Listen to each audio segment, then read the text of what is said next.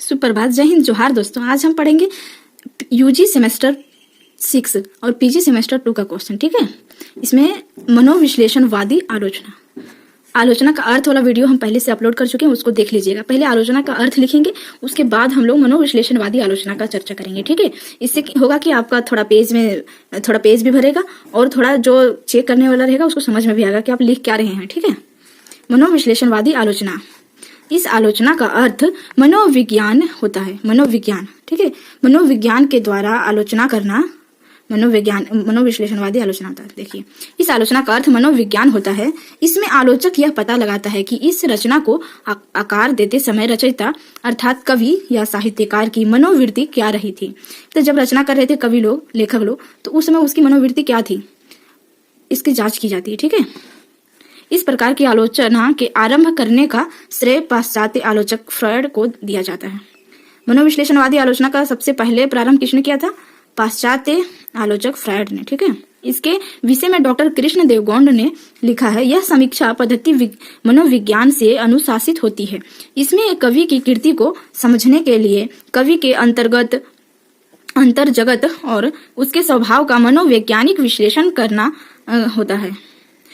इस पद्धति का समालोचक कृति को उसके रचयिता के व्यक्तित्व का प्रकाशन मानता है। आलोचक यह मानता है कि साहित्य की मूल प्रेरणाएं दमित वासना की अभिव्यक्तिहीन ग्रंथियों से विमुक्ति, कुंठा, हताशा, निराशा आदि से पलायन तथा जीवनेच्छा का कारण है।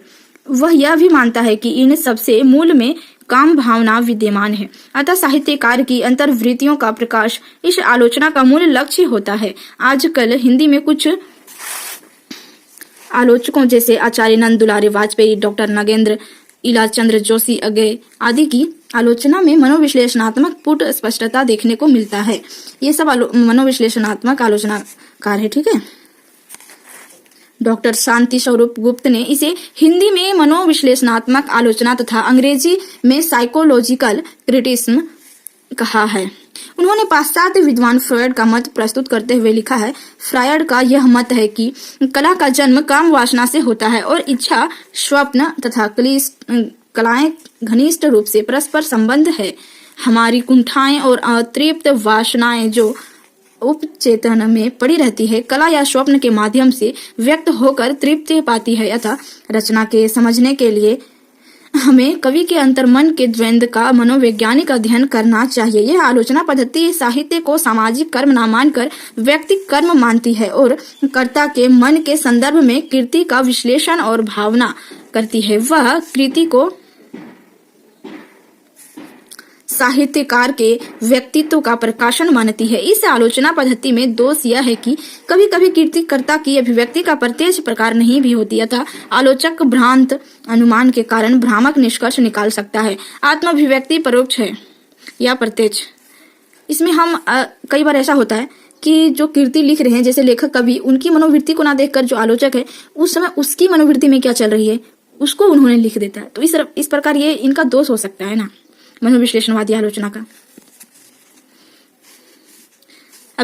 आत्माभिव्यक्ति परोक्ष है या प्रत्यक्ष, यह कहना बड़ा कठिन है।